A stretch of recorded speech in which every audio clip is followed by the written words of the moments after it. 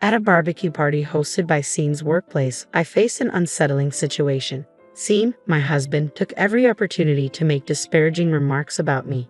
He openly criticized my lack of involvement in housework, comparing me to a parasite and expressing disdain for other men's wives. As I listened to his hurtful comments, I could feel the cold, judgmental stares of his colleagues piercing through me. Their looks stung deeply, leaving me in considerable pain. But today, I am no longer the person who stays silent. With a newfound determination, I decided to reveal the truth about Scene. The murmurs of his colleagues and the astonished expressions of his female coworkers were palpable, but it was the company president's reaction that truly shocked everyone. My name is Helen, and I'm 32 years old. I work at a variety store and have been with the company since graduation. I had always envisioned a long career there, but the stress from interpersonal conflicts eventually became too much. After 3 years, I resigned before I reached a breaking point. I took various jobs in supermarkets and bookstores, but eventually, I found my place at the variety store. This job was a dream come true for me, given my love for collecting knickknacks. It offered the best work environment I had ever experienced, and I began to enjoy my days at work. Despite the positive changes in my professional and personal life, I faced a challenge. I was still single.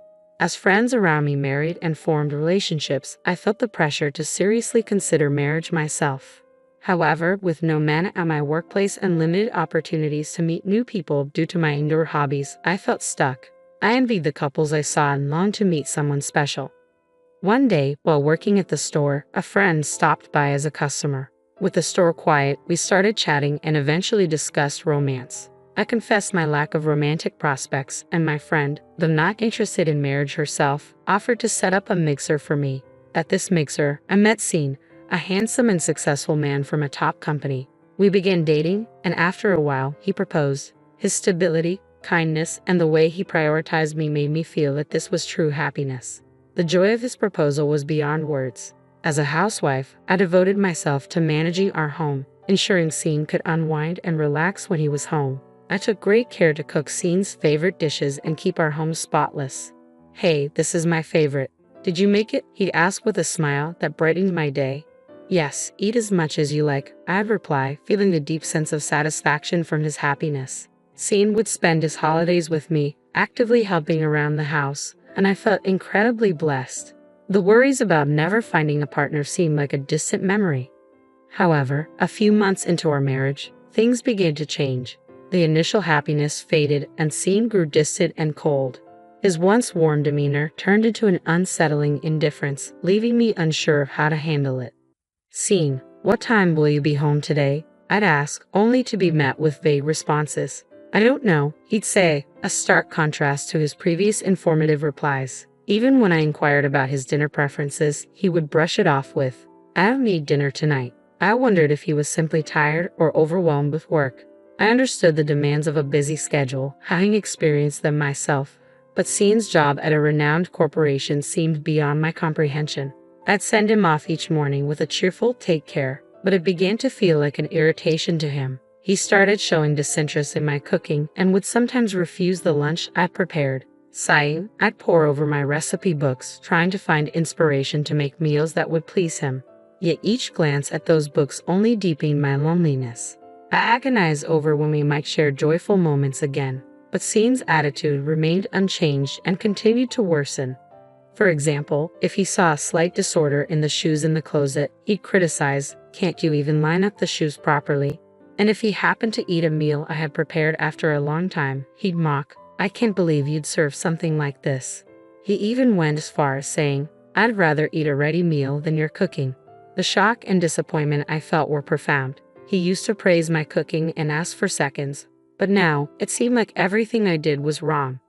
The more I struggled, the more I questioned Scene's past behavior. Then, unexpectedly, Scene spoke to me. "Hey, we're having dinner with my parents in a week at a fancy restaurant. Please dress appropriately." This simple conversation made my heart leap with a mix of hope and anxiety.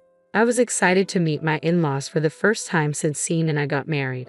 We hadn't had a formal wedding, so this dinner felt like a significant occasion.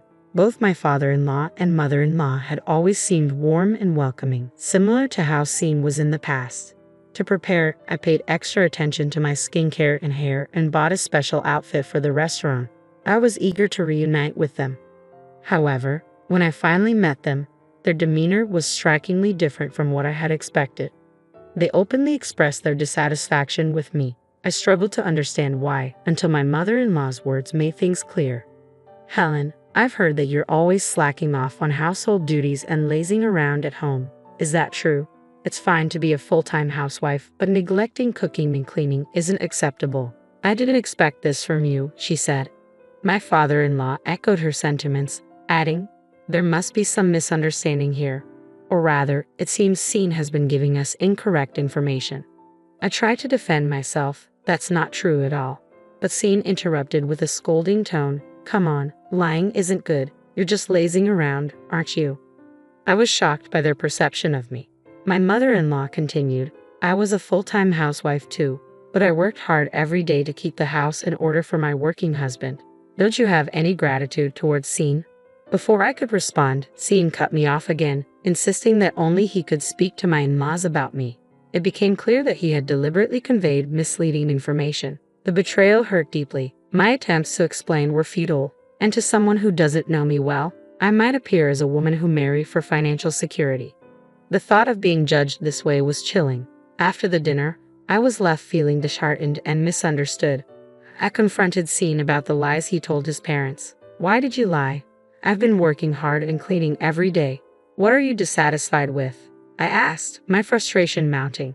Scene didn't answer, only telling me to be quiet. The silence that followed was heavy and disheartening. I was at a loss for how to address the misunderstanding with my in-laws and was desperate to understand why Scene's attitude had shifted so dramatically. I wished he would clearly communicate if my behavior was a problem. If not, some explanation was necessary. I felt overwhelmed with anxiety as Scene continued to avoid meaningful conversation. His behavior toward me deteriorated further. He criticized the food I cooked, made a fuss over a single strand of hair as if I never cleaned, and scolded me for simply relaxing on the sofa.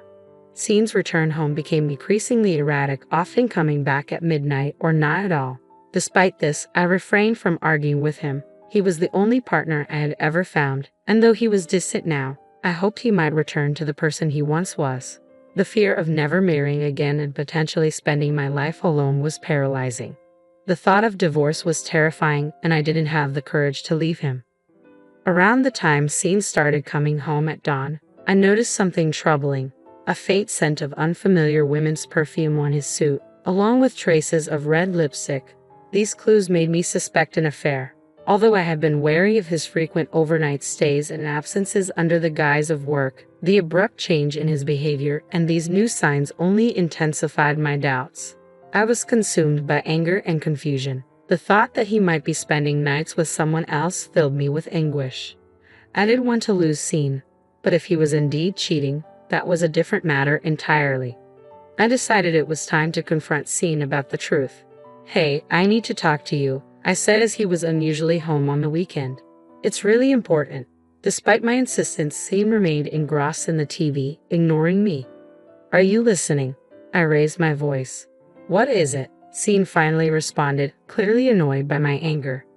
"Are you cheating on me?" I asked directly. What are you talking about?" he replied, feigning confusion.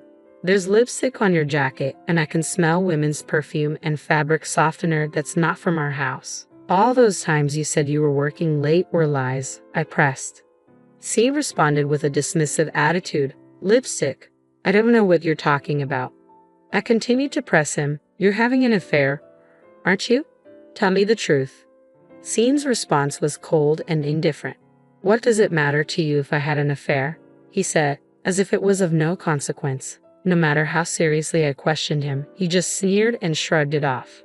"Hey, answer me seriously. I've had enough," I demanded, but my frustration didn't seem to reach him.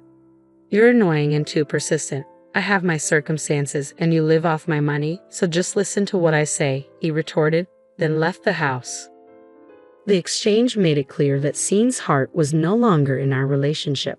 Once I realized that, my feelings for him rapidly cooled. Why had I clung to him for so long? Continuing a marriage with someone so indifferent would only wear me down emotionally. Stirred by my newfound clarity, I decided to take action. 2 months later, I attended a barbecue organized by Scene's workplace. His company had invited employees and their families, and Scene, having heard that other employees were bringing their families, reluctantly invited me. His parents were there, and by the time I arrived, they were already preparing the meat. Scene, I've been waiting, I greeted. Oh, you came. Helen was the one who wanted to come and kept insisting, Scene replied, causing his parents to glare at me. As the barbecue started, many people, regardless of rank, gathered around Scene. At home, he acted so differently, but in public he behaved as if we were close friends. I was furious to hear Scene speaking ill of me at the barbecue, which was supposed to be a fun event. She's really useless, he said, making disparaging remarks about me. I was certain he was doing the same at work. None of the other employees stopped him, and they all looked at me coldly. The crowd continued to gather around Scene, and it seemed the company president was among them. Scene, this is your wife, the one people have been talking about, the president remarked, with me standing right there. You have it tough, don't you?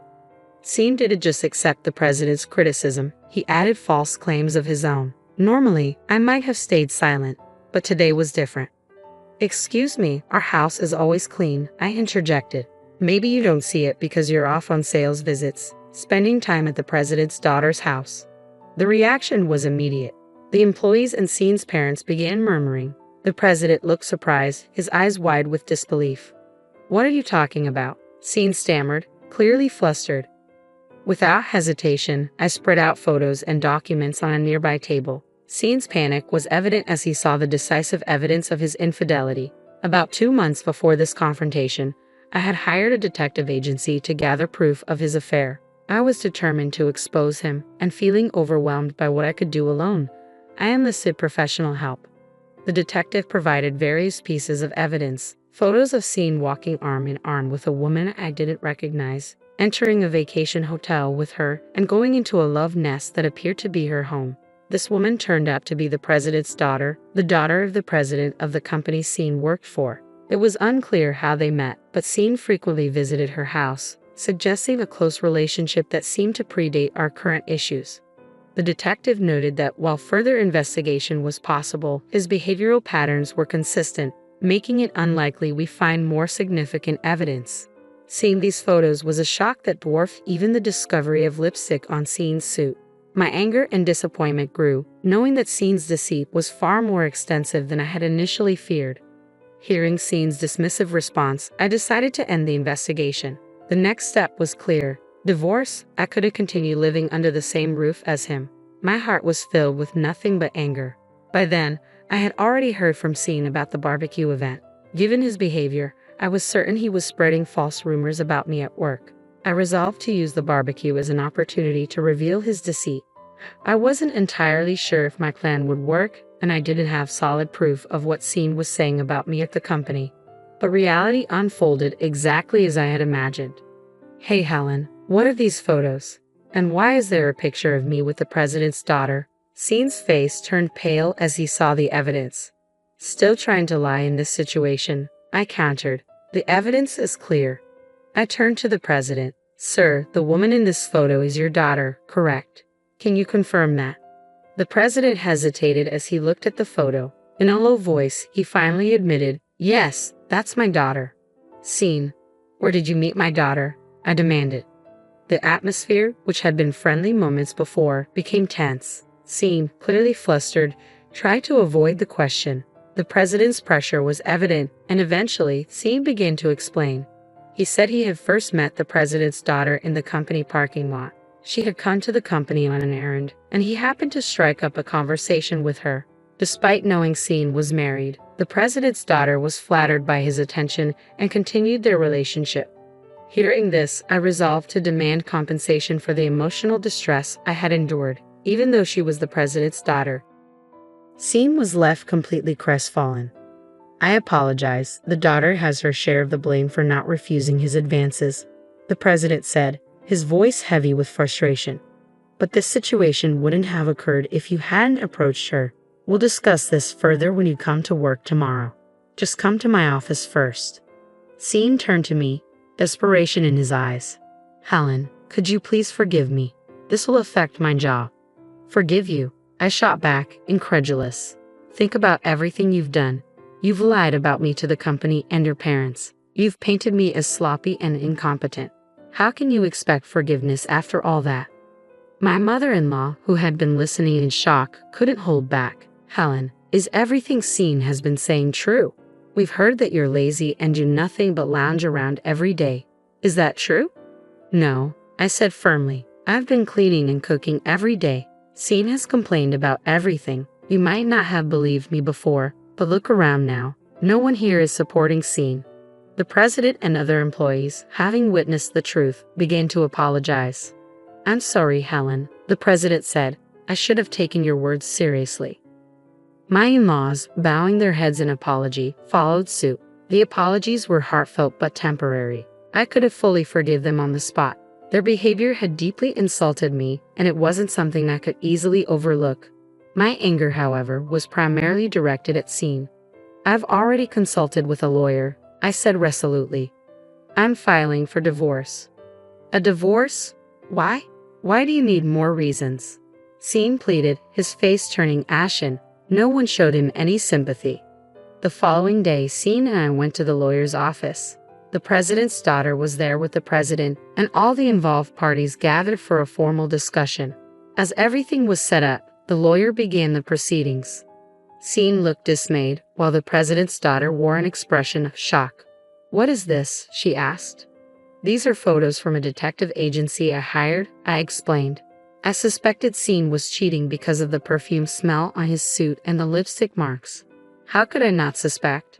The president listened and nodded in understanding. Helen is seeking a divorce, asset division from Scene, and compensation for mental distress. The president's daughter, stunned, replied sharply, Compensation? I've done nothing wrong. The president's daughter, clearly flustered, struggled to defend herself. I didn't do anything wrong, she said, her voice lacking conviction. The president, visibly displeased, responded sharply, You knew he was married. How can you claim no fault when you willingly engaged with him? Her response seemed immature and evasive, and she appeared unable to acknowledge her own mistakes. As Scene muttered about the divorce and asset division, the president admonished him, If you were truly remorseful, you wouldn't be making excuses. You need to face the reality of your situation. Scene hung his head in silence, clearly avoiding responsibility. I addressed him firmly, This is my final request as your wife. I need a divorce. Scene struggled with the decision, and my frustration grew. I made it clear, if you keep dragging this out, we'll end up in court. The mention of court seemed to shock Scene, and he reluctantly agreed to the divorce.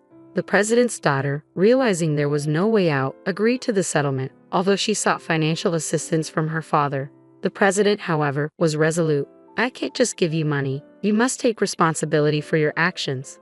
Following the divorce, I received a lump sum settlement from both Scene and the president's daughter. With this money, I moved into a new apartment and began a fresh chapter in my life. After the divorce, Scene's parents and the president offered formal apologies. I learned that Scene had been dismissed from his job, largely due to the president's outrage over the affair, though officially it was due to poor conduct. The president's daughter had severed ties with him, and it was clear she wanted nothing further to do with him. Scene's downfall was complete, losing his job, his lover, and his family. Reflecting on the situation, I felt a deep sense of relief that I had exposed the truth. If I had stayed in the marriage, Scene's behavior would have continued to deteriorate, and false rumors about me would have persisted. Now, living comfortably in my new apartment, I focus on my own happiness. I work at a local variety store surrounded by things I love and feel content with my life. Sometimes, I wonder if I should have pursued the divorce sooner, but I believe waiting for the right moment was the best decision. Moving forward, I'm committed to living a life unburdened by others' influence,